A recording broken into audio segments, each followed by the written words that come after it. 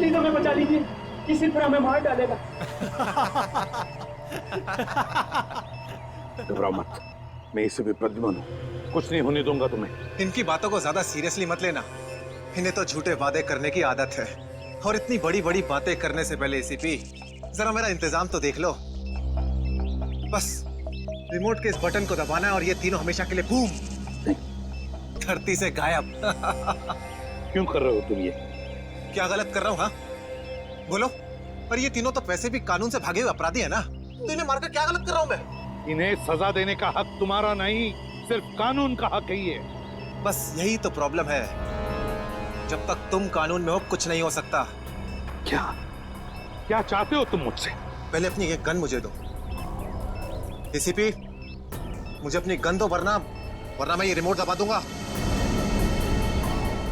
ACP मैं 3 तक गिनूंगा, 1 2 3। नहीं,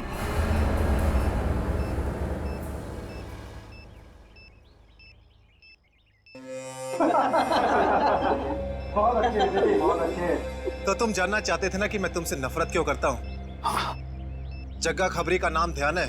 याद है मुझे, मैं उन्हीं का बेटा हूँ। पता चल चुका था मुझे। एसीपी तुमने मेरे पिताजी से वादा किया था ना कि तुम उनका बाल भी बाका नहीं होने दोगे, फिर क्यों नहीं बचा सके उन्हें? बोलो। देखो चिराग, तुम्हारे पिताजी की मौत का बोझ आज भी मेरे दिल पर है। बंद करो ये तुम्हारा नाटक। उस वक्त कहां थे तुम, जब मेरे पिताजी की मौत के बाद मैं और मेरी मां दर दर की ठोकरें खा रही थी? खाने के पैसे तक नहीं थे हमारे पास। तो तुम मेरे पास चले आते, मैं कुछ मदद कर सकता था तुम्हारी। क्या कर लेते तुम? हाँ, सिवाय झूठे वादों के। तुम्हें पता है एसीपी, मुझे कैंसर है, आखिरी स्टेज, और ये इसीलिए क्योंकि मेरी मां के पास पैसे नहीं थे मेरे इलाज के लिए। मैं तुम्हारा दुख समझ सकता हूँ चिराग, तुम्हारी तकलीफ समझ सकता हूँ, मगर इन तीनों ने क्या बिगाड़ा है तुम्हारा? तुम इन तीनों की जान बचाना चाहते हो? हाँ, तो तुम्हें अपनी बलि देनी होगी। क्या मतलब? मतलब तुम इस बिल्डिंग से छलांग लगानी होगी, ताकि फिर कोई जग्गा खबरी सीआईडी का शिकार ना बने।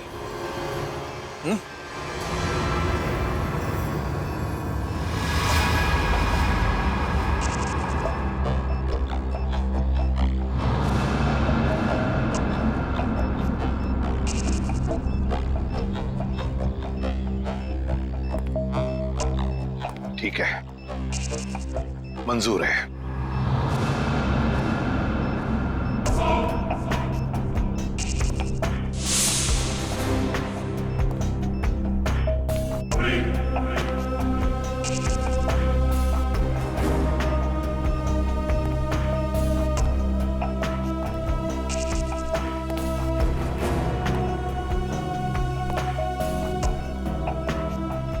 चढ़ो एसीपी, चढ़ो।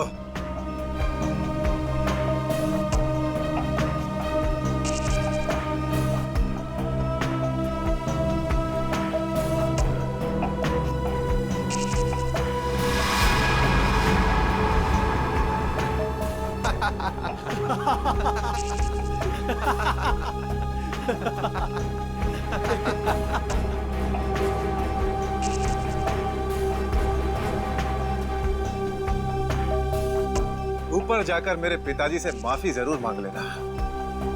क्या हुआ, मौत को इतना नजदीक देखने से पांव कांपने लगे?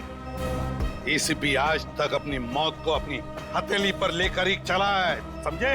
मौत से कभी डरा नहीं है वो। इतनी बड़ी बड़ी बातें, अब बातों का वक्त नहीं है, अब एक्शन का वक्त है। कूदो एसीपी, छलांग लगाओ और अपनी ये बेहतरीन जिंदगी को अलविदा कह दो। चलो। 1 मिनट, मैं जरूर कूदूंगा, लेकिन तुम पर कैसे विश्वास कर सकता हूं कि मेरे कूदने के बाद तुम इन तीनों को छोड़ दोगे? तुम्हारे पास और कोई चारा भी नहीं है। कूदो एसीपी, वरना मैं इस रिमोट का बटन दबा दूंगा।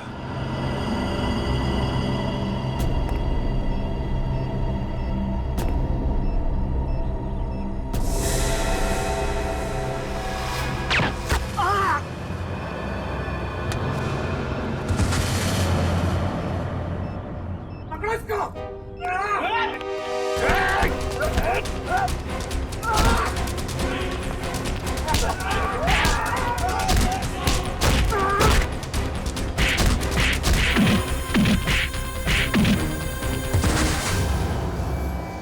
शाबाश मिस्टर चिराग, बहुत चला लिया न्याय की अदालत। सीआईडी का काम सीआईडी को सौंप दो। फ्रेडी, पंकज, उन तीनों के शरीर से बॉम्ब हटा दो संभाल के। और तुम मेरे दोस्त, मेरा कबरी जग्गा के बेटे लगते ही नहीं। उस बेचारे ने तो अपनी जान कुर्बान की हमारी मदद करने में, कानून की मदद करने में। मगर तुम, लानत है तुम पर, जैसे घटिया काम करने निकले थे। दो खून किए तुमने। तुम्हें तो शायद फांसी ही होगी, फांसी।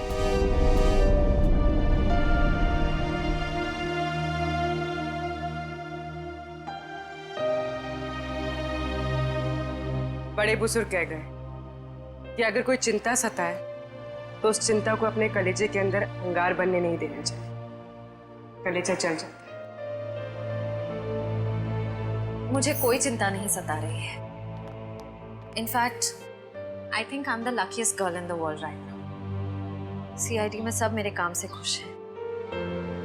मेरे पास तुम दोनों जैसे दोस्त हैं। मेरी शादी होने वाली है। एक लड़की को और क्या चाहिए होता है? शायद प्यार। प्यार भी तो है ना मेरे पास। मम्मी पापा का प्यार, दोस्तों का प्यार और सिद्धार्थ का प्यार। जुबान की बात दिल से मेल नहीं खा रही है श्रेया। मतलब ये कि दिल की बात जुबान पे लाने का वक्त आ गया है श्रेया। वो श्रेया कहाँ गई? हाँ, जो अपने सारे डिसीजंस खुद लेती थी, जिसे पता था कि उसको अपनी जिंदगी में क्या चाहिए। हाँ श्रेया, अब वक्त आ गया है। तुम्हें किसी एक को चुनना ही होगा। और अगर तुमने एक स्ट्रॉन्ग डिसीजन नहीं लिया ना, तो उसका असर तुम्हारी जिंदगी पर नहीं, बाकी 2 जिंदगियों पर भी पड़ेगा। मैं क्या डिसीजन लूं? किसे चुनूं? उस इंसान को जिसे मैं बहुत प्यार करती हूं, पर उन्होंने कभी अपने प्यार का इजहार नहीं किया, या शायद वो मुझसे प्यार करते ही नहीं, या फिर उस इंसान को जो मुझसे बहुत प्यार करता है, मुझे पलकों पर बैठा कर रखता है। मगर यहाँ पे इम्पोर्टेंट सवाल ये है कि तुम किससे प्यार करती हो? नहीं तारिका, यहाँ ये बात इंपॉर्टेंट है कि अब मैं पीछे नहीं हट सकती। मेरे किसी भी डिसीजन से ना सिर्फ सिद्धार्थ को, बल्कि उसकी और मेरी फैमिली को बहुत दुख होगा। बच्चों जैसी बातें मत करो श्रेया। हर माँ बाप चाहते हैं कि उनके बच्चे को जिंदगी की हर खुशी मिले। तुम सिद्धार्थ के साथ खुश नहीं रह पाई तो क्या अंकल आंटी खुश रह पाएंगे? और अगर तुम खुश नहीं रही तो क्या सिद्धार्थ खुश रह पाएगा? तुम्हारा एक कदम श्रेया बहुत सारी जिंदगियों को अफेक्ट करेगा। तुम बस दिल से काम लो। देखो, दिल हमेशा सही रास्ता दिखाता है। ठीक है, अब से मैं अपने दिल की बात सुनूंगी। अगर मैं किसी भी कदम पर कमजोर पड़ जाऊं तो तुम दोनों को मुझे सही रास्ता दिखाना होगा। हाँ, लेकिन एक शर्त पे। कैसी शर्त? तुझे आइसक्रीम खिलानी पड़ेगी। Of course.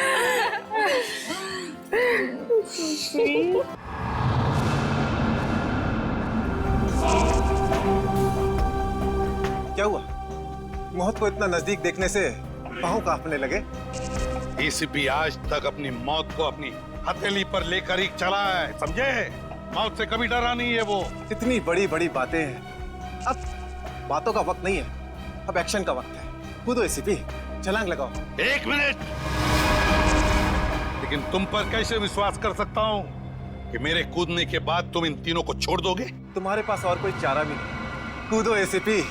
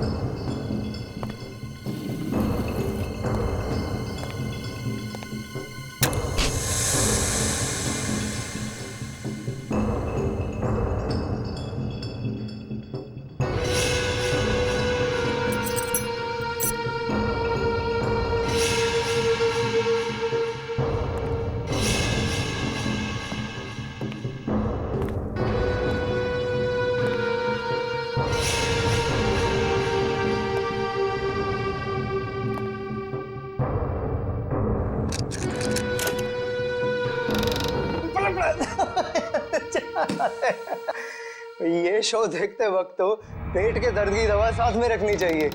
हंसते हंसते पेट दर्द हो गया।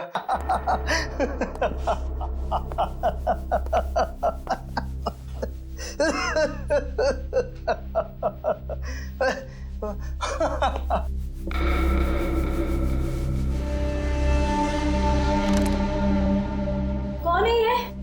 प्रमोद कौन है ये? बहुत खुशकिस्मत हो तुम। मौत से कुछ पल पहले इतनी हंसी और इतनी खुशी हर किसी को नसीब नहीं होती। कौन हो तुम? अंदर कैसे आए? मौत को अंदर आने के लिए किसी न्योते की जरूरत नहीं पड़ती है।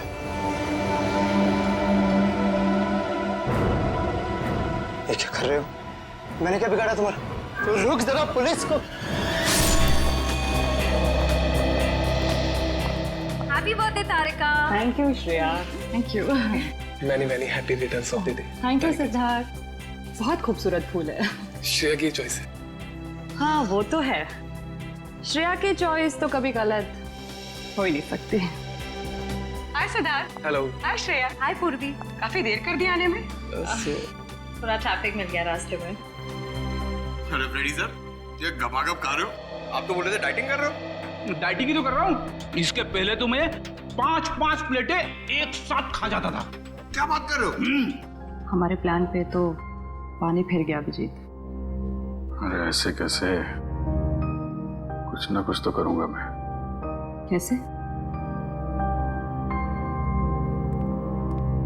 हृदय, उस कमरे में तुम्हारा कोई वेट कर रहा है। मेरा वेट कर रहा है? हाँ। कौन? तुम जाओ तो सही। अरे जाओ।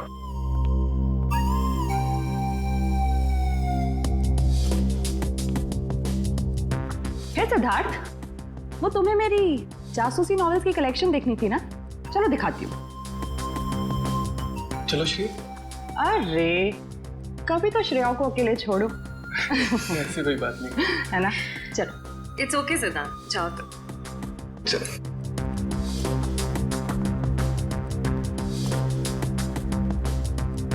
अरे श्रेया, तुम यहाँ? वहाँ कमरे में कोई तुम्हारा वेट कर रहा है।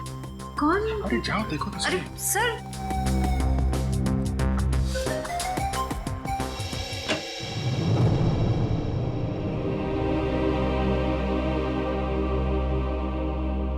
श्रेया, अच्छा किया तुम सिद्धार्थ को अपने साथ यहाँ ले आई। I am very sorry. उस दिन मैंने आपके साथ बहुत बुरा बिहेव किया था।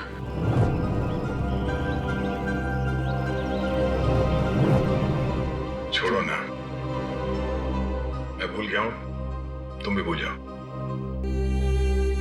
काश भूल पाना इतना आसान होता। जिंदगी कितनी सिंपल हो जाती है। श्रेया, ये यादें ही तो है जो उदास दिलों को जिंदगी जीने का हौसला देती है। अगर यादें ही ना हो तो जिंदगी कितनी बोरिंग हो जाएगी। तो क्या तुमने सिद्धार्थ से शादी करने का फैसला कर लिया? मेरा दिल कुछ और कह रहा है, दिमाग कुछ और। मैं जानता हूँ श्रेया, हमारे काम में हम दिल की नहीं दिमाग की सोचते हैं। मगर एक बार सीआईडी ऑफिसर ने एक आम लड़की की तरह सोचो। दिल का इस्तेमाल करो, उसकी आवाज सुनो। मेरे दिल में तो एक ही इंसान का नाम गूंजता रहता है, और वो नाम है श्रेया। सिद्धार्थ। सिद्धार्थ प्लीज, सिद्धार्थ मेरी बात तो सुनो प्लीज।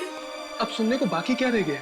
पूरी हकीकत मैंने अपनी आंखों से देख ली है। तुम दया से प्यार करती हो ना?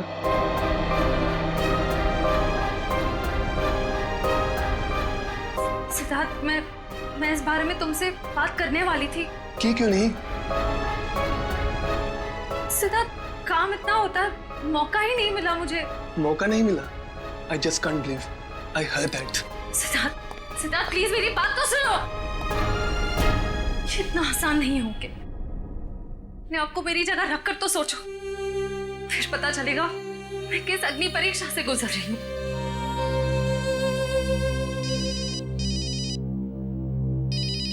हेलो, कौन? सर दोनों पति पत्नी थे, प्रमोद और शांति। सर हमने कभी सपने में भी नहीं सोचा था कि हमारे होटल में ऐसा कुछ होगा। एक मिनट, आप बाहर खड़े रहिए।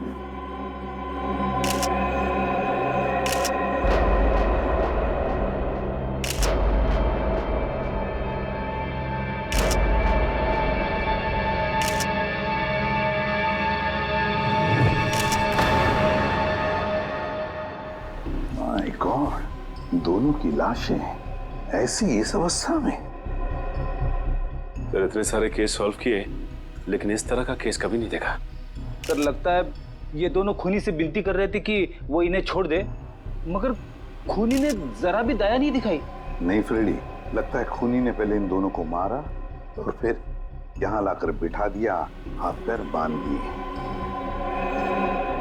जिस तरह से इन दोनों को बिठाया कुर्सी में, लगता है खूनी हमसे कुछ कहना चाहता है। ये देखो, कम से कम 6-7 वार तो किए इस बेचारी पर। ऐसे इतनी बेरहमी से मारा है जैसे ये खूनी कोई सिर फिरा हो या फिर बदले की आग में ये सब किया है उसने।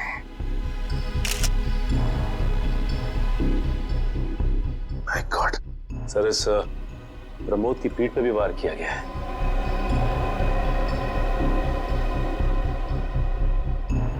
क्या हुआ?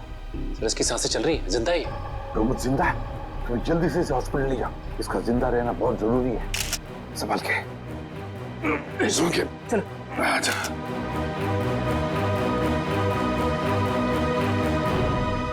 एक बात बताओ, ये खूनी अंदर आया कैसे? किसी ने देखा कैसे? नहीं सर ये सब रात में हुआ सर, और रात के वक्त इसकी ड्यूटी रहती है सर, इससे पूछिए आप।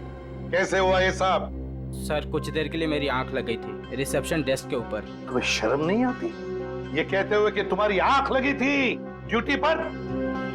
Sorry sir. एक बात बताओ, ये दोनों प्रमोद और शांति कब से रह रहे तुम्हारी होटल में? सर पिछले 6 दिनों से रह रहे थे और आगे भी 1 महीने रहने का प्लान था सर। क्यों, कुछ बताया इन्होंने? सर प्रमोद जी की नई नौकरी लगी थी, नासिक से इस शहर में नए आए थे, उन्हें अपना घर नहीं मिला, इसीलिए होटल में रह रहे थे सर। ठीक है, जाओ। पंच, प्रमोद और शांति, इन दोनों की पूरी जानकारी चाहिए मुझे।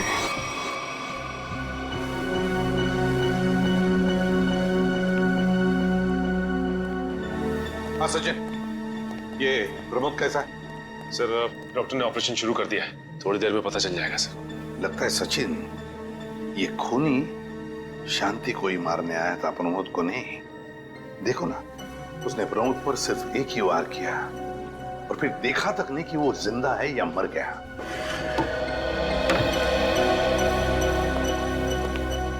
हाँ डॉक्टर साहब, कैसा है प्रमोद? हमने प्रमोद को बचा तो लिया है, मगर मगर क्या?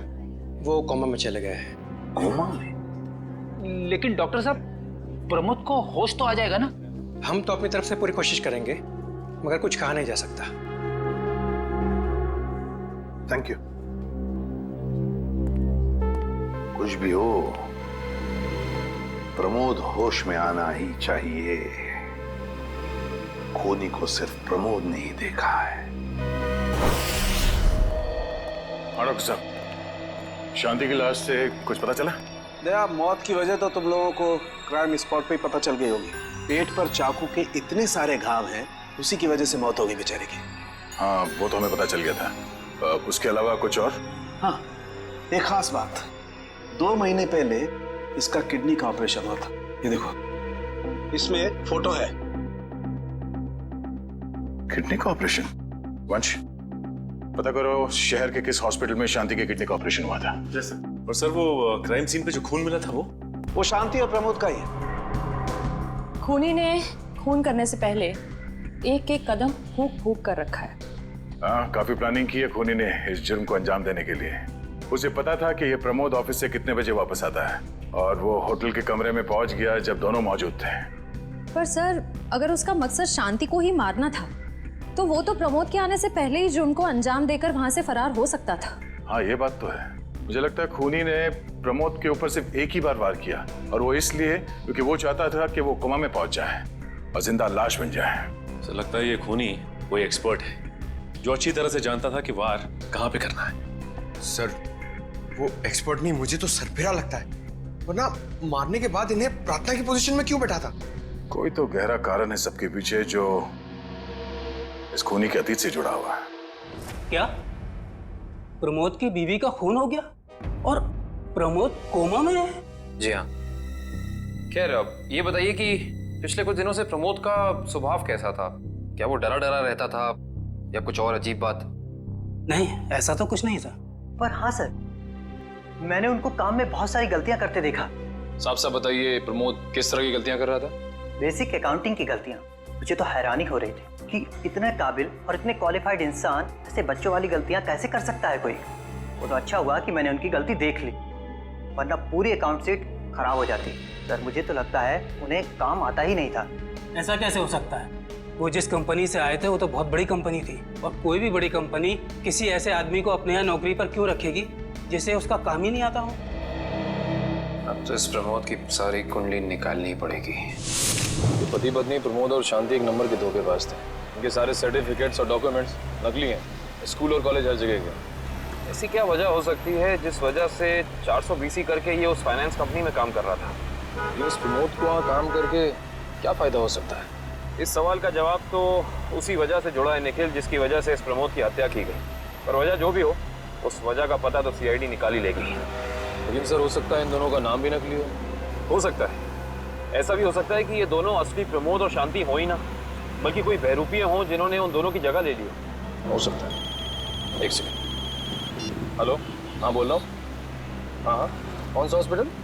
Okay, thank you so much. क्या हुआ निखिल? हमारा अंदाजा सही निकला।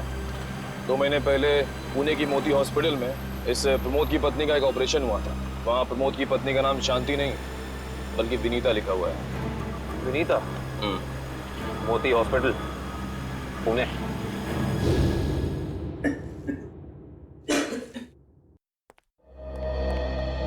एक्सक्यूज मी, एक वक्त पे सिर्फ एक ही मरीज अंदर आएगा?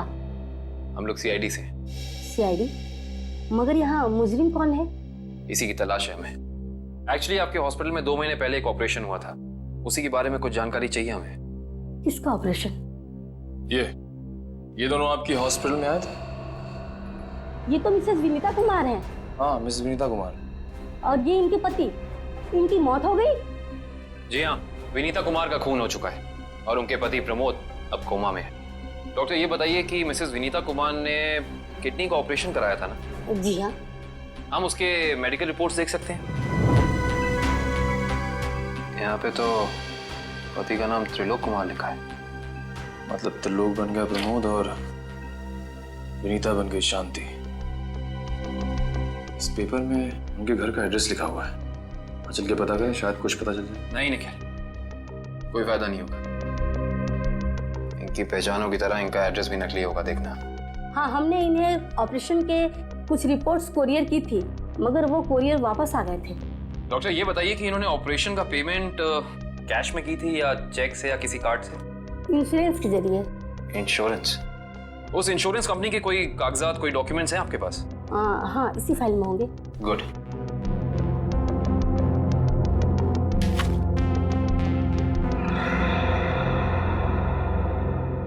Base health insurance. अंकित, सभी अकाउंट्स और सभी खाते अच्छी तरह से बंद हो जाने चाहिए। कल शाम 5 बजे तक ऑडिटर आ जाएगा। हो जाएगा सर। कभी सपने में भी नहीं सोचा था कि हमारी कंपनी का अंत इतना बुरा होगा। ये किस अंत की बात कर रहे हैं आप लोग? जरा विस्तार से समझाइए। अगर आप अपने पैसे वापस लेने आए हैं तो भूल जाइए, क्योंकि जब तक अदालत अपना फैसला नहीं सुना देती तब तक हम किसी के रुपए वापस नहीं कर पाएंगे। पैसे वापस लेने नहीं, इंसाफ करने आए हैं हम लोग सीआईडी से। ओह, तो हमारी शिकायत सीआईडी वालों तक भी पहुंच गई है। शिकायत? ऐसा क्या कर दिया आपकी इस कंपनी ने? हमारी कंपनी ने नहीं, उस त्रिलोक ने आसमान की तरफ प्रगति करती हुई हमारी कंपनी के नाम को रातों रात मिट्टी में मिला दिया और हमें दिवालिया कर दिया उसने। त्रिलोक? एक सेकंड, आप इस त्रिलोक की बात तो नहीं कर रहे? हाँ, यही तो है वो। पर इसे क्या हुआ? किसी ने इसकी जान लेने की कोशिश की है। फिलहाल ये कोमा में। ये तो होना ही था, इतने लोगों को जो धोखा दिया इसने। किस धोखे की बात कर रहे हैं? हमारी कंपनी के क्लाइंट्स को झूठे सपने दिखाकर कहा कि सबके पैसे एक ही महीने में 2 गुना कर दूंगा, पर सबके पैसे बटोरकर 9 तो 11 हो गया वो। और क्लाइंट हमारी कंपनी से पैसे वापस मांग रहे हैं। बैंकक्रप्ट हो गया। इतने सालों से कंपनी की बनी बनाई इज्जत मिट्टी में मिल गई। खोए हुए पैसे और खोई हुई इज्जत तो फिर से कमाई जा सकती है, पर खोई हुई जान तो वापस नहीं आ सकती ना। क्या त्रिलोक ने किसी की जान भी ली है? हाँ, हमारी कंपनी के सीईओ अनुज जी, जो कि सदमे को बर्दाश्त नहीं कर पाए और दिल का दौरा पड़ने से उनकी मौत हो गई। कहीं ये सारा हमला अनुज जी का कोई करीबी तो नहीं कर रहा है? अनुज जी की मौत का बदला लेने के लिए हो सकता है। अनुज जी के परिवार में कौन कौन है? उनकी पत्नी सुधा, जो कि अभी सदमे में है, और उनका बेटा विक्की। विक्की? इस विक्की का फोन नंबर दीजिए जरा। विक्की के फोन का सिग्नल यहीं आसपास बता रहा है। होगी मैं। अच्छा, अभी अभी मागाधीर रोड की तरफ मुड़ा है। मागाधीर?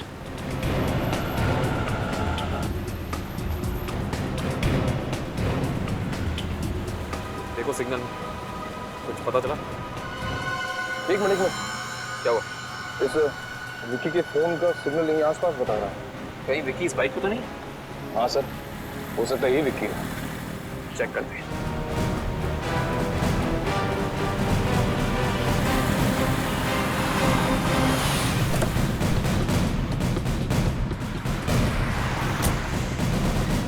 सुनो भाई साहब, तुम ही विक्की हो?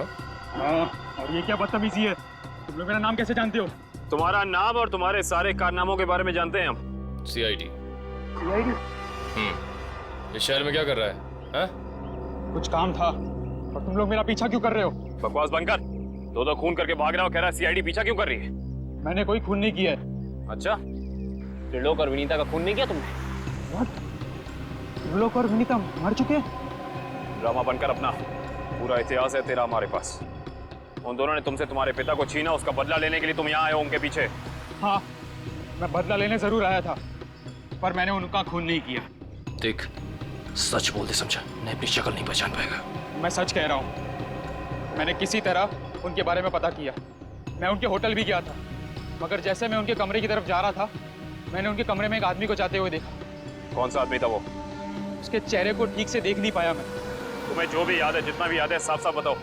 कद लगभग 6 फीट, ओवरकोट पहना हुआ था उसने, और उसके बाल लंबे थे, यहाँ तक। हाँ, और उसने एलिगेटर शूज पहने हुए थे। Alligator shoes? हेलो, एक और खून?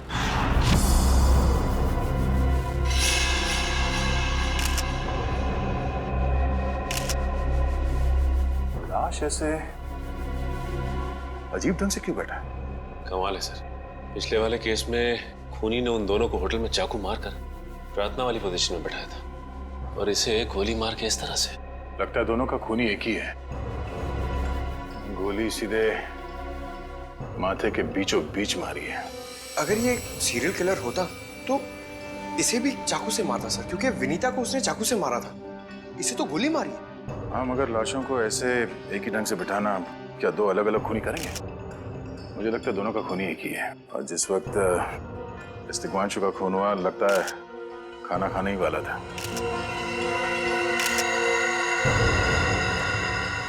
तो यहाँ पे दूसरी प्लेट भी पड़ी है, कहीं ऐसा तो नहीं कि ये तिग्मांशु की बीवी के लिए थी? मैम सब तो 1 हफ्ते के लिए गाँव गई हुई है, 1 हफ्ते के बाद लौटेगी। तो क्या घर में कोई और आदमी था जिसके लिए तिग्मांशु ने एक और प्लेट में खाना डाला? नहीं साहब। अच्छा, जब तुम घर वापस आए उस वक्त ये दरवाजा खुला था या बंद था? नहीं साहब, बंद था। तो फिर तुम घर के अंदर कैसे आए? साहब ने एक चाबी मेरे पास भी दे रखी है। तो जो कोई भी था, ऐसा लगता है कि तिग्मांशु उस आदमी को जानता था। एक काम करो सचिन, पंकज, घर की अच्छी तरह से तलाशी लो, देखो कुछ मिलता है क्या।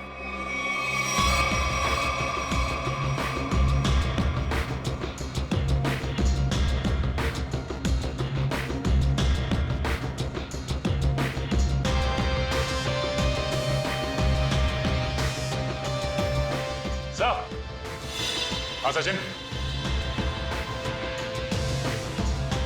सचिन, ये देखिए सर, यहाँ से शीशा निकाला गया है, चिटकनी खोली गई है, और यहाँ से बाहर जाने का रास्ता भी है।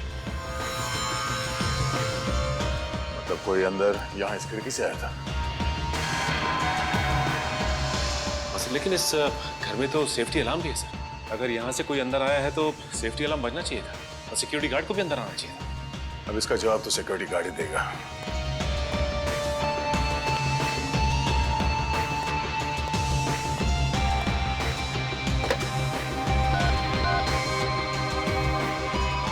Hello security. अच्छा, आज दोपहर को दिग्मांशु जी के घर से अलार्म बजा था तो फिर आप चेक करने के लिए उनके घर पे क्यों नहीं आए?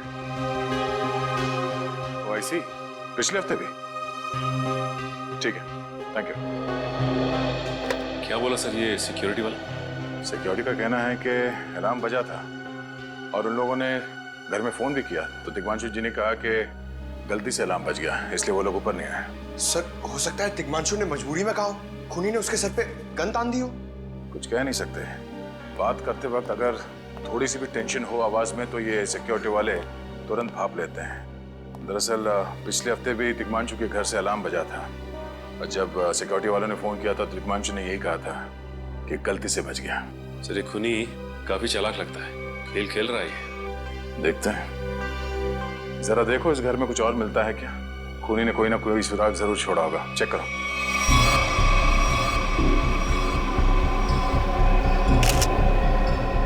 सर एक मिनट सर।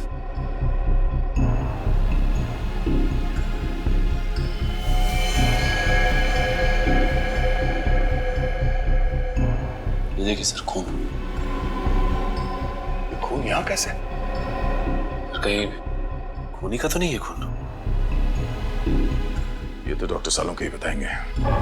वो खून किसका है ये अभी पता चल जाएगा। तारिक आती होगी रिपोर्ट लेकर के। डॉक्टर साहब, इस दिग्मांशु के बारे में कुछ और पता चला? हाँ। वो कैसे? इसे गोली मारने से पहले बेहोश किया गया था। क्या? इसे बेहोश किया था? इसके खून में मुझे एक खास किस्म की दवाई के अंश मिले हैं जो अक्सर इंसान को बेहोश करने के लिए दी जाती है, और वो दवाई इसे इंजेक्शन के जरिए दी गई थी। ये देखो। सर, बहुत ही अजीब बात है। अगर खूनी इसे मारना चाहता था तो सीधा गोली मारकर इसका काम तमाम कर सकता था। फिर ये जहर की दवाई क्यों दी होगी? और सर एक और बात पता चली, दिग्मांशु जिस हालात में हमें मरा हुआ मिला था वो एंशिएंट कल्चर के हिसाब से प्रार्थना करने की पोजीशन, खाना खाने से पहले। तो फिर तो शांति और दिग्मांशु दोनों का खूनी एक ही आदमी है।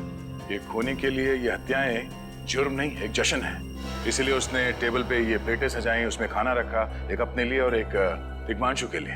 और सर, दिग्मांशु को प्रार्थना की पोजीशन में बैठा के उसने गोली मार दी। सर, मैंने कहा था ना, ये खूनी एकदम सरफिरा है सर। हाँ सर, लगता है ये खूनी अपने आप को बहुत शक्तिशाली महसूस करता है। जिस वक्त इन सबकी गर्दनें झुकी होती हैं उसके सामने उसे आनंद आता है। नहीं सचिन, खूनी का मकसद लोगों को अपने सामने झुकाना नहीं बल्कि अपने लिए प्रार्थना करवाना था। क्या मतलब? ये रही उस खून की रिपोर्ट। ये खून ना ही दिग्मांशु का है और ना ही उसके घर वालों का। ये खून उस खूनी का ही है। खूनी का? मगर वहां तो हाथापाई के कोई निशान नहीं मिले और उस जगह को देख के ऐसे लगा भी नहीं कि दिग्मांशु ने सेल्फ डिफेंस में खूनी के ऊपर हमला किया होगा। वो इसलिए दया क्योंकि ये खून खूनी ने अपने मुंह से थूका था।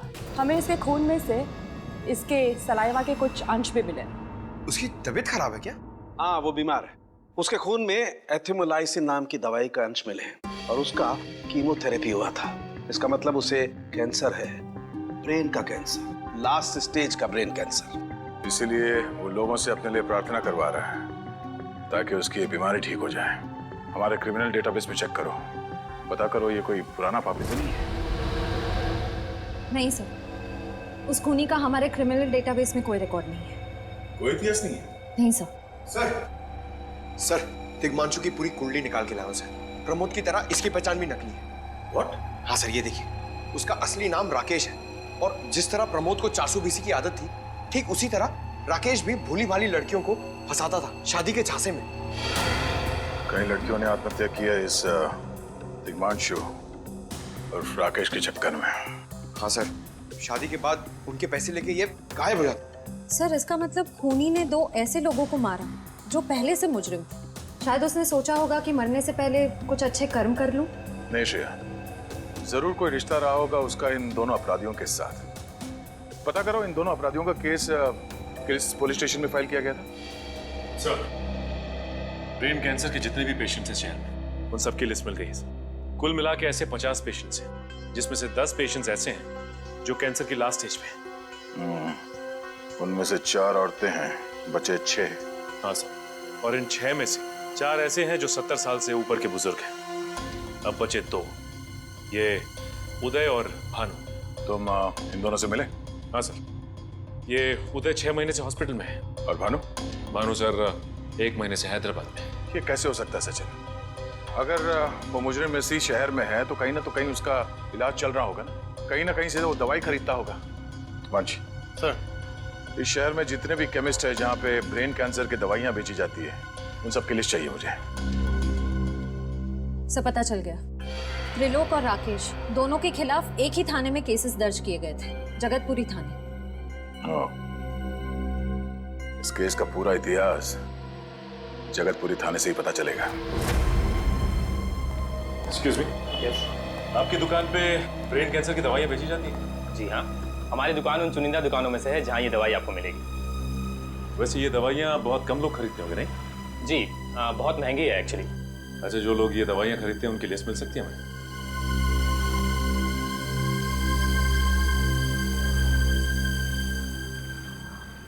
ये रही वो लिस्ट।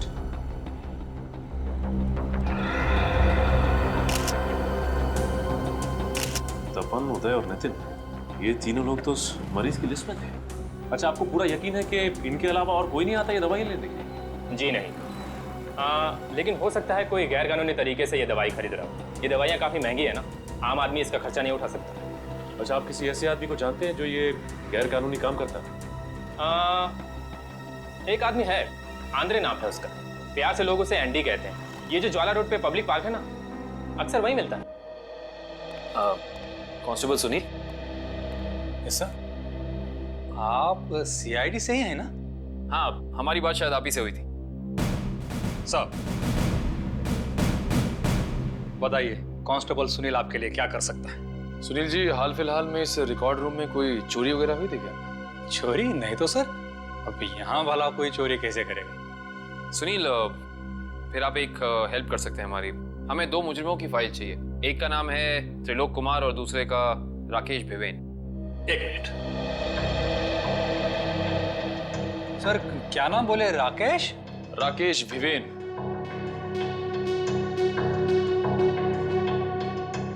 कमाल है, इसकी फाइल तो है नहीं आप। अच्छा, वो दूसरा नाम क्या बोले? त्रिलोक? त्रिलोक कुमार। इसकी भी नहीं है? दोनों की फाइल्स नहीं। हाँ सर, लेकिन यहाँ पर चोरी की तो कोई घटना नहीं घटी।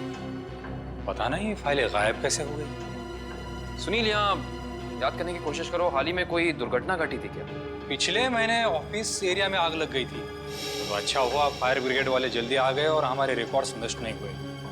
जरूर ये आग भी जानबूझकर लगाई गई थी। आग लगने की वजह क्या थी? वो बताया गया कि मेन स्विच बोर्ड के अंदर शॉर्ट सर्किट हुआ था। कोई इलेक्ट्रिशियन भी आया था काम करने के लिए। जरूर वहीं छेड़छाड़ की गई है। उस इलेक्ट्रिशियन का कोई आता, कोई पता, कोई कांटेक्ट है? दूसरे कांस्टेबल के पास था, लेकिन वो तो रिटायर होकर गांव चले गए। हाँ, कोई बात नहीं। सुनील, एक काम करिए, आप चेक करके बताइए कि और किन किन मुजरिमों की फाइल्स यहाँ से गायब हुई हैं।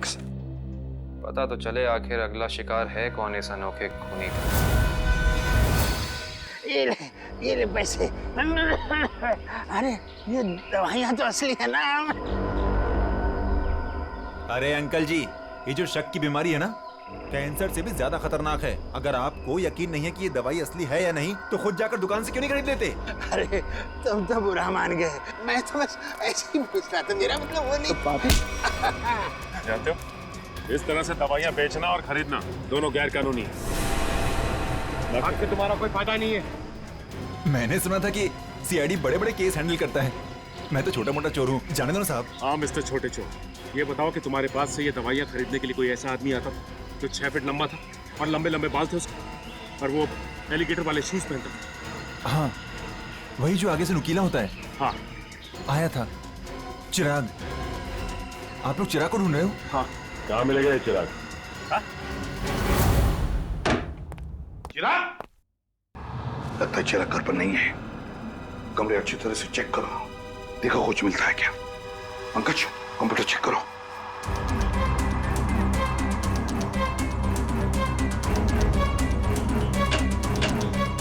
सर, ये देखिए, पूरी अलमारी गन्स और चाकू से भर रखी इस चिराग ने। My God.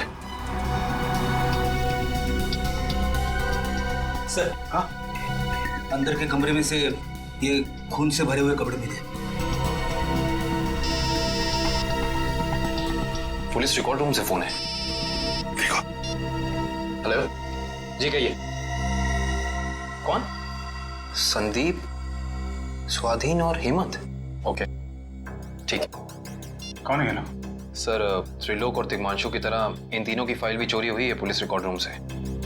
मतलब अभिजीत, अब ये चिराग इन तीनों में से किसी एक को मारने वाला है। सर एक सेकंड, ये देखिए सर, इस कंप्यूटर की फाइल में इन तीनों की फाइल है। सर ये तीनों भाई हैं और बदमाश भी हैं और इन्होंने 3 खून किए हुए हैं सर। यहाँ पे 2 एड्रेस है, एक चीकूवाड़ी और एक चारको। चिकूवाड़ी। एक काम करते हैं अभिजीत, हम दोनों चिकूवाड़ी चलते हैं और तुम लोग तीनों भी चारकोप चले जाओ। Yes sir. हाँ चलो अभिजीत।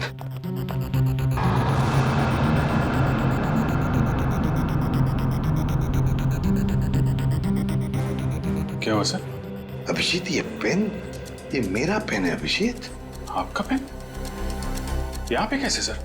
ये पेन मैंने जग्गा को दिया था, जग्गा को। जग्गा सर, वो आपका खबरी? हाँ अभिजीत, मेरा खबरी। मगर जग्गा तो मर चुका है सर।